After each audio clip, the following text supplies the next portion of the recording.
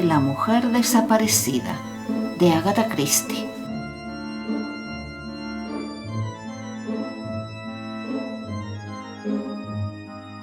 El timbre que había sobre la mesa de Mr. Blunt, Agencia Internacional de Detectives, gerente Theodore Blunt, dejó oír su sonido que daba la señal de alarma.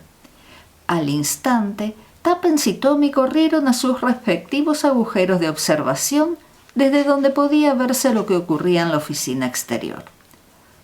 Albert, fiel en su consigna, se dedicaba a su tarea de entretener a los posibles clientes con artísticas y elaboradas historietas.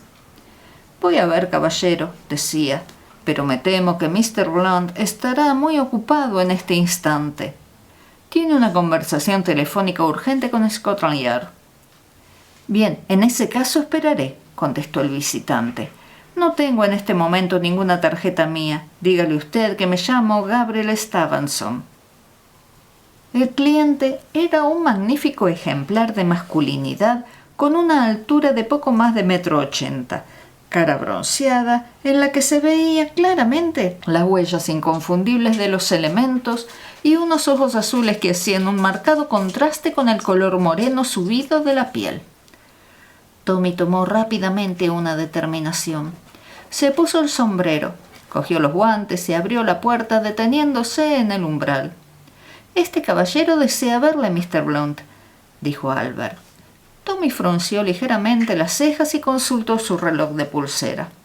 «Debo estar con el duque a las 11 menos cuarto», replicó. Después se quedó mirando fijamente al recién llegado. «Puedo concederle todavía unos minutos. Tenga la bondad de pasar», añadió. El visitante hizo lo que le indicaban y entró en el despacho interior, donde Tuppence le esperaba, tiesa como un hueso y con un grueso bloque de papel y un lápiz entre las manos. «Mi secretaria confidencial, Miss Robinson», manifestó haciendo la presentación. «Ahora, caballero, le agradecería me explicara el objeto de su visita, aparte del hecho de que es urgente, de que ha venido en taxi y de que ha estado usted recientemente en el Ártico o en el Antártico, no sé nada de usted». «Maravilloso», contestó sorprendido el visitante. «Creí que los detectives solo hacían estos alardes en los libros. Su mensajero no ha tenido siquiera tiempo de darle mi nombre». «Esto no tiene importancia. Esas mismas deducciones podía haberlas hecho un niño cualquiera de la escuela». Los rayos del sol de medianoche en el Ártico tienen una acción especial sobre la piel debido a su gran cantidad de rayos aclínicos. No tardaré mucho en publicar una monografía sobre el particular, pero veo que nos estamos alejando de nuestro punto. ¿Qué es lo que lo ha traído hasta aquí en este estado de depresión en el que ahora se encuentra? Para empezar, Mr. Blunt, le diré que me llamo Gabriel Stevenson. Ah, vamos, el conocido explorador que según creo acaba de llegar de una excursión por los helados parajes del Polo Norte. Sí, hace 3 días que desembarqué en Inglaterra. Un amigo que estaba navegando por los mares del norte me trajo en su yate. De otro modo, habría tardado 15 días más en regresar.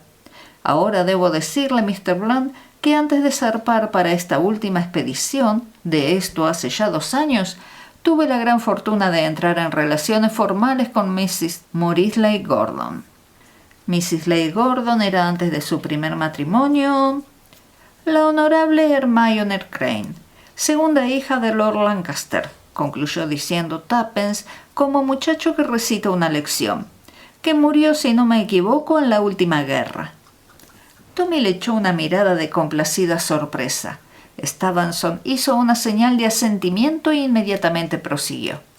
«Exacto. Como decía, Hermione y yo estábamos comprometidos.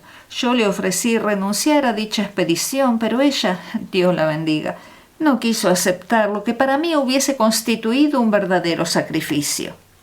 Es sin duda la clase de mujer que en realidad corresponde a un explorador. Pues bien, mi primer pensamiento al desembarcar fue el de ver a Hermione. Le envié un telegrama desde Southampton y me vine aquí en el primer tren.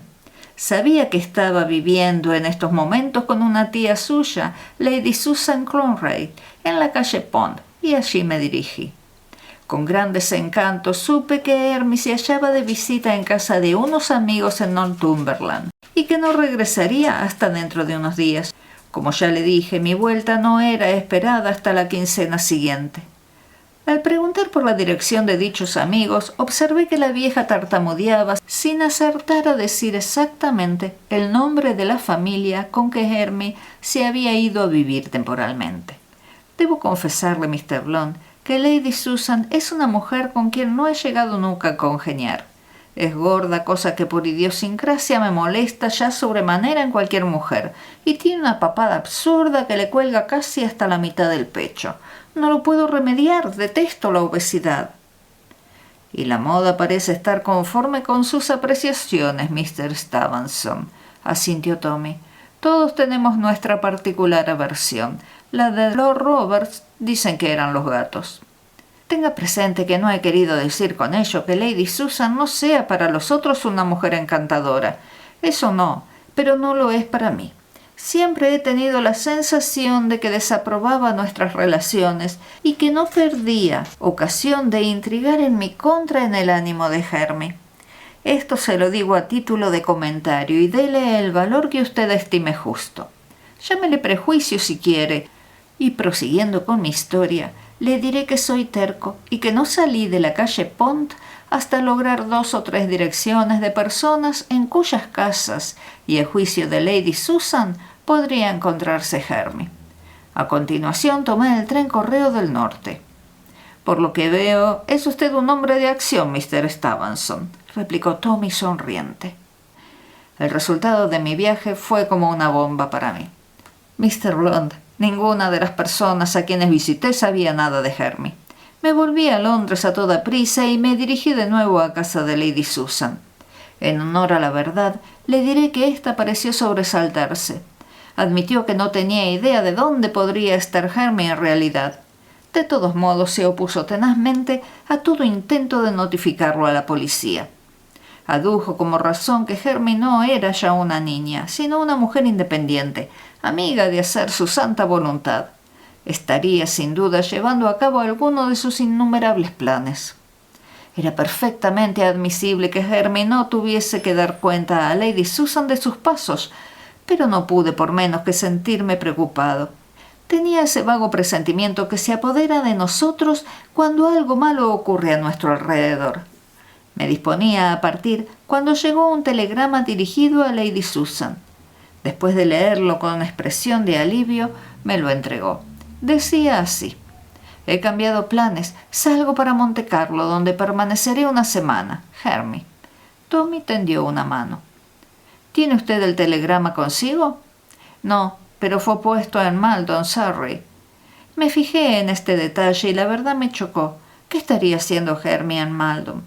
Jamás oí hablar de que tuviese amigos en ese rincón. ¿Y no pensó en ir a Montecarlo? Sí, pero desistí de emprender ese viaje. Como usted comprenderá, Mr. Blount, yo no estaba tan satisfecho del telegrama como Lady Susan parecía estarlo. Me extrañó esa insistencia de Hermie en telegrafiar. Podía haber puesto siquiera un par de líneas de su puño y letra, y de ese modo habría yo sabido a qué atenerme. Pero un telegrama nada dice, puesto que al fin y al cabo puede ser firmado por cualquiera. Al fin decidí marcharme a Maldon. Eso fue ayer noche. Es un pueblo bastante grande, con un buen campo de golf y 2 hoteles. Indagué por todas partes, pero nadie supo darme razón de una mujer que respondiese a las señas de Hermie.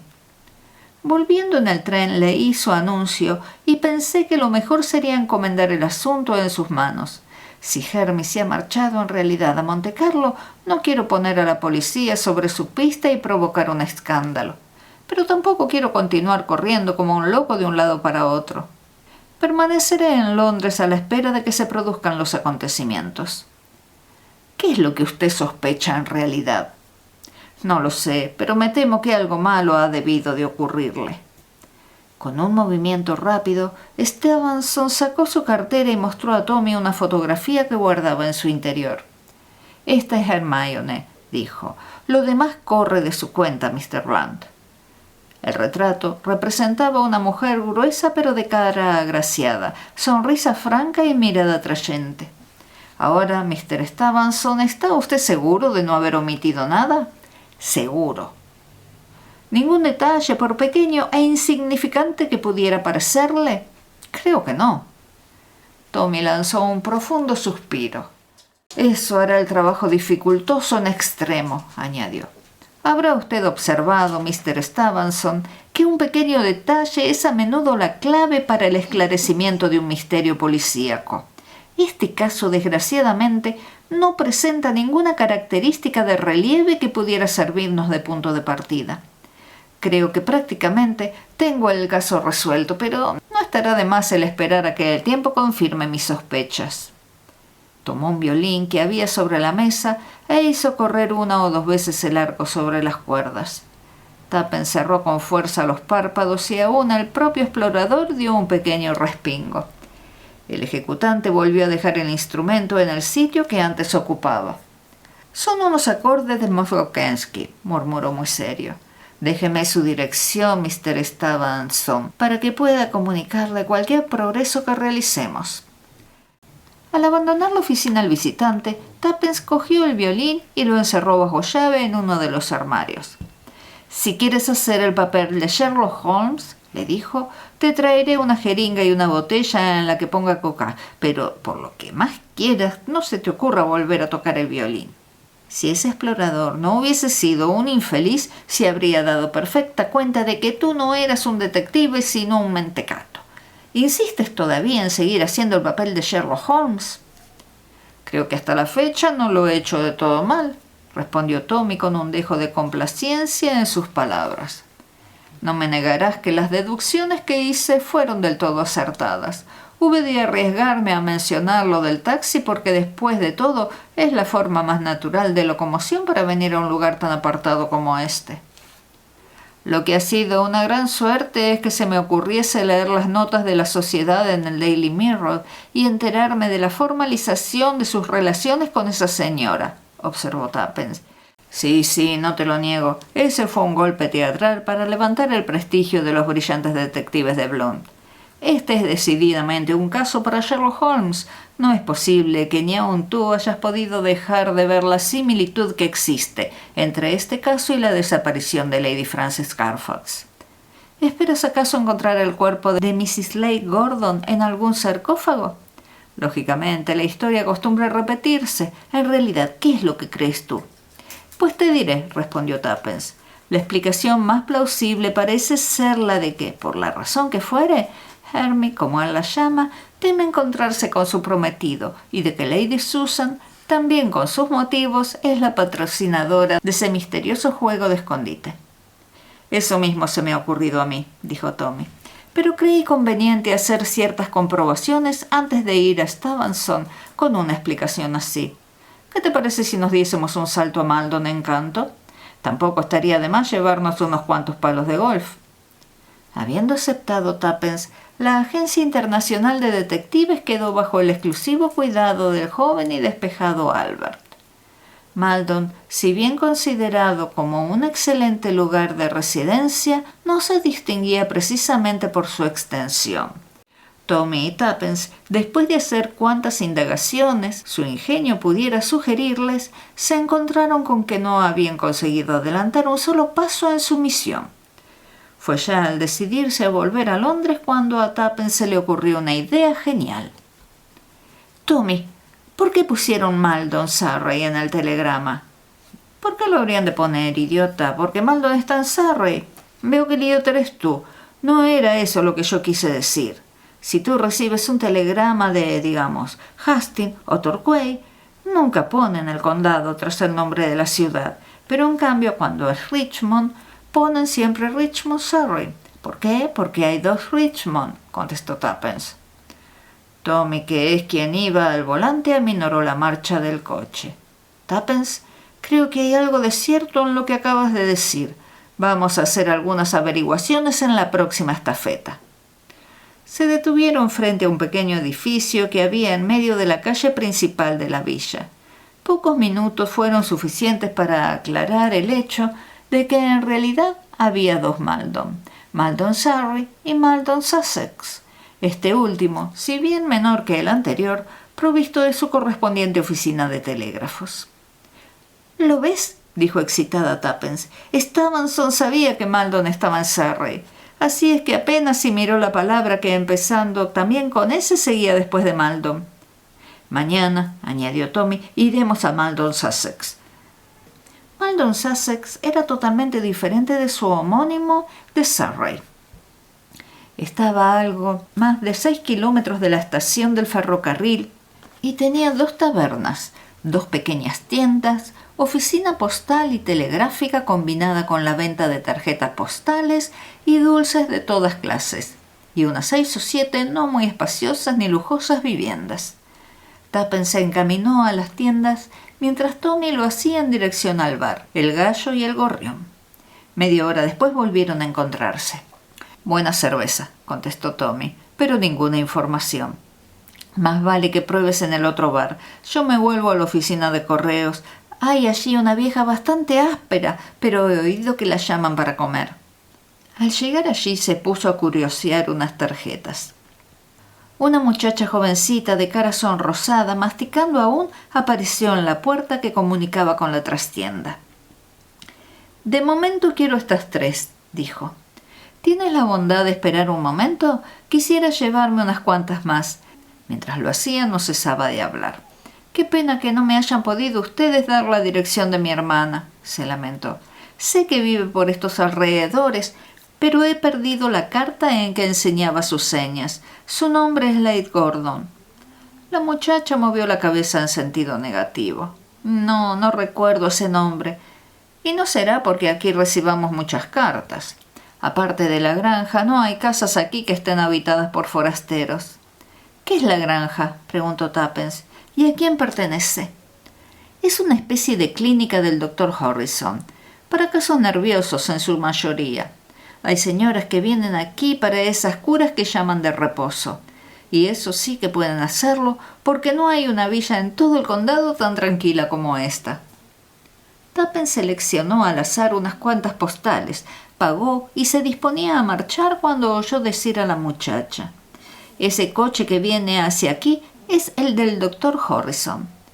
Tuppence se acercó presurosa a la puerta en el momento en que pasaba frente a ella un pequeño coupé guiado por un hombre de barba negra bien recortada y una cara de facciones duras y expresión desagradable por demás.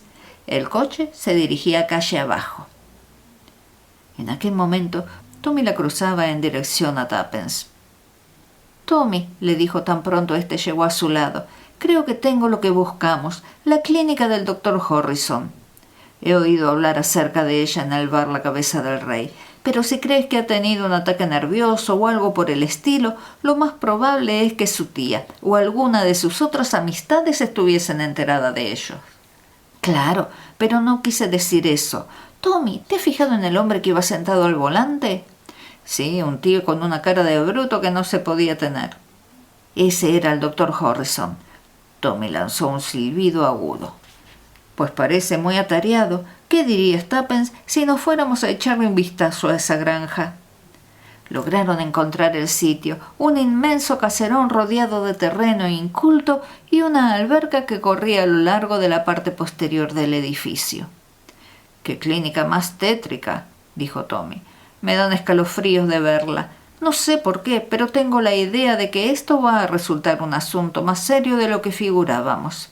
Sí, creo como tú que esa mujer está corriendo un grave peligro en estos momentos». «Bien, pero trata de sujetar esa imaginación tan fogosa que tienes». «No lo puedo remediar. Desconfío de ese hombre. ¿Qué hacemos? Creo que no sería mala idea la de que yo fuera sola primero y preguntase por Mrs. Lady Gordon. La cosa sería perfectamente natural y así podríamos ver qué respuesta nos dan». Tuppence llevó a cabo su plan. Tocó el timbre. La puerta se abrió casi inmediatamente, apareciendo en ella un criado con cara de pocos amigos. «Deseo ver a Mrs. Lady Gordon, si es que está lo suficientemente bien para recibirme». Creyó ver un momentáneo destello en los ojos del sirviente, pero no tardó en responder. «Aquí no hay nadie con ese nombre, señora». «Qué raro. ¿No es esta acaso la granja, la clínica del doctor Harrison?». Sí, señora, pero le repito que no tenemos ninguna paciente que se llame Ley Gordon. Chasqueada, Tuppence creyó prudente batirse en retirada y celebrar una nueva consulta con su marido que la esperaba fuera del cerco. Quizá dijera la verdad, al fin y al cabo nada sabemos con certeza. Pues yo estoy segura de lo contrario, de que mentía. Esperemos hasta que vuelva el doctor, sugirió Tommy. Después me presentaré yo como un periodista ansioso de discutir su nuevo sistema de cura de reposo. Eso me dará oportunidad de penetrar en el interior y estudiar la topografía del terreno. El doctor volvió media hora más tarde. Tommy esperó 5 minutos más, al final de los cuales se acercó a su vez a la puerta principal. Como Tuppence, hubo de volver con el rabo entre las piernas. Dicen que el doctor está ocupado y que no puede recibir a nadie. Mucho menos a un periodista. Tuppence, creo que tienes razón. Hay algo en este establecimiento que no me acaba de gustar. Está idealmente situado, de eso no hay duda, pero, qué sé yo, me huele a misterio todo lo que en su interior ocurre. Vamos, dijo con determinación. Voy a saltar por el muro e intentaré acercarme a la casa sin que nadie se entere. Está bien, yo voy contigo. La alta maleza del jardín les proporcionó abundantes lugares de refugio. Tommy y Tuppence se la compusieron para deslizarse sin ser vistos hasta la parte trasera del edificio. Aquí había una amplia terraza con grandes cristaleras y una escalinata un tanto derruida por la acción del tiempo. No se atrevían a salir al descubierto y las ventanas bajo las cuales se hallaban agazapados eran demasiado altas para poder atisbar desde donde se encontraban su interior. Parecía que su atrevida exploración no había de dar resultado alguno. De pronto una mano de Tuppence se crispó sobre el hombro de Tommy. Alguien hablaba en la habitación situada precisamente encima del lugar que ellos ocupaban. La ventana estaba abierta y a sus oídos llegó claramente el siguiente fragmento de una conversación. Entre y cierra la puerta, dijo irritada la voz de un hombre. ¿Dice usted que hace una hora vino una mujer aquí preguntando con cierto interés por Mrs. Ley Gordon? La voz que contestó fue reconocida al instante por Tuppence. Era la del impasible sirviente. Sí, señor. Respondería usted, como es natural, que no se encontraba aquí. Sí, señor. Y ahora nos viene este periodista, bufó el otro asomándose un instante a la ventana. Atisbando por entre las matas, los dos de abajo reconocieron en él al doctor Horrington. Es la mujer la que más importa, continuó el doctor. ¿Qué aspecto tenía? Joven, bastante agraciada y elegantemente vestida, señor. Tommy dio un pequeño codazo a su mujer. Exactamente, replicó el doctor entre dientes. Como me lo temía. Alguna amiga, sin duda, de Mrs. Ley Gordon. El asunto se va haciendo difícil por momentos. Será preciso dar los pasos necesarios. La frase quedó sin terminar. Tommy y Tuppence oyeron el ruido que produjo una puerta al cerrarse. Después reinó el silencio. Con gran cautela, el matrimonio inició la retirada. Al llegar a un pequeño claro, ya un tanto lejano del edificio, habló Tommy. Tuppence, encanto mío, parece que esto se está poniendo serio. Aquí hay gato encerrado y lo mejor que podríamos hacer es volvernos a la ciudad e ir a ver inmediatamente a Mr. Stevenson. Con gran sorpresa de Tommy, Tuppence se limitó a mover negativamente la cabeza. No, hemos de quedarnos aquí, añadió. ¿No le oíste decir que iba a dar los pasos necesarios? Quizá quiso decir algo con ello. Lo peor de todo es que ni siquiera puede decirse que tenemos un caso para la policía. Escucha, Tommy, ¿por qué no telefoneas a Stevenson desde la villa? Yo me quedaré por estos alrededores. Posiblemente tengas razón, asintió su marido. Pero oye, Tuppence. ¿Qué? Ten mucho cuidado. Claro que lo tendré, tonto. Vamos, lárgate ya. Transcurrieron 2 horas antes de que Tommy estuviese de vuelta. Tuppence le esperaba junto a la puerta trasera del jardín. No pude comunicarme con Stevenson. Llamé a Lady Susan y también estaba fuera. Después se me ocurrió llamar a Brady para pedirle que buscase el nombre del doctor Horrington en esta especie de consultorio médico que ellos tienen. ¿Y qué dijo Brady? Recordó al instante el nombre. Me dijo que hubo un tiempo en el que éste había sido un doctor de los que pudiéramos llamar de buena fe, pero que después se descarrió dedicándose a prácticas de carácter dudoso. Según Brady, se ha convertido en un curandero sin escrúpulos y cualquier cosa sería de temer en él. La cuestión ahora está en determinar pronto lo que vamos a hacer. Quedarnos aquí, respondió resueltamente Tuppence. Tengo el presentimiento de que algo va a ocurrir esta noche. A propósito, el jardinero ha estado cortando la hiedra que hay pegada a las paredes de la casa y he visto dónde ha puesto la escalera. Bien, Tuppence, dijo su marido con satisfacción. Entonces esta noche, en cuanto oscurezca, veremos lo que haya que verse. Le tocó el turno a Tommy de vigilar mientras Tuppence se dirigía al pueblo a tomar un pequeño refrigerio. Cuando volvió, prosiguieron juntos la guardia. Al dar las 9 decidieron que era ya lo suficientemente de noche como para comenzar las operaciones. Lograron dar una vuelta completa a la casa sin la menor dificultad. De pronto, Tuppence se detuvo, sujetando con fuerza el brazo de su marido. Volvió a oírse distintamente el ruido que le había producido tal alarma. Era un quejido de mujer, doloroso. Tuppence señaló en dirección a una ventana que había en el piso superior. «Vino de esa habitación», murmuró. De nuevo el quejido volvió a romper el silencio de la noche. Los dos escuchas decidieron poner en práctica su plan original. Tuppence guió la marcha hasta el sitio en que estaba la escalera y entre los dos la transportaron al lugar de donde, según su opinión, había partido el lamento. Todas las ventanas del entresuelo se hallaban cerradas, pero no así la del cuarto que precisamente había despertado su interés. Tommy apoyó la escalera sin hacer ruido sobre el costado de la casa. «Yo subiré», murmuró Tuppence. «Tú quédate abajo. A mí me es más fácil encaramarme por este artefacto y en cambio a ti te será más fácil que a mí sujetarlo. Además, y en caso de que el doctor se le ocurriese asomar las narices por el jardín, tienes mejores puños que yo para proceder a ajustarle las cuentas». Tuppence trepó con ligereza los primeros peldaños. Luego se detuvo unos instantes y después prosiguió lentamente la ascensión. Permaneció junto a la ventana unos 5 minutos y volvió a descender.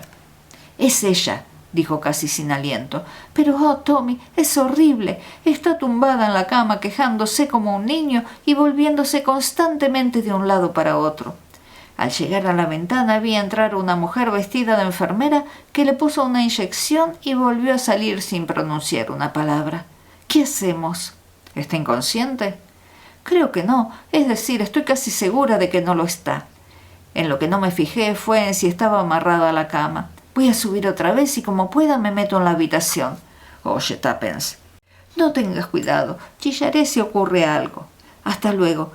Y para evitar más consideraciones, unió la acción a la palabra. Tommy vio cómo llegaba a la ventana y la levantaba suavemente. Un segundo después había desaparecido a través de ella. Los minutos que a continuación siguieron fueron de verdadera agonía para Tommy. Al principio nada consiguió oír. Tuppence y Mrs. Leigh Gordon deben estar hablando en voz baja, pensó. Poco después llegó a sus oídos un confuso murmullo. Respiró. De pronto todo volvió a quedar en silencio. ¿Qué estarán haciendo? De pronto una mano se posó sobre su hombro y de las sombras brotó la voz de Tuppence que decía: «Vámonos». «Tuppence, ¿cómo has logrado llegar hasta aquí?» «Saliendo por la puerta principal. Vámonos». «¿Que nos vayamos?» «Eso es lo que he dicho». «Pero, ¿y Mrs. Leigh Gordon?» En tono de indescriptible amargura, Tuppence replicó: «Adelgazando». Tommy la miró sospechando que una reveladora ironía se encerraba en aquella palabra. «¿Qué quiere decir?»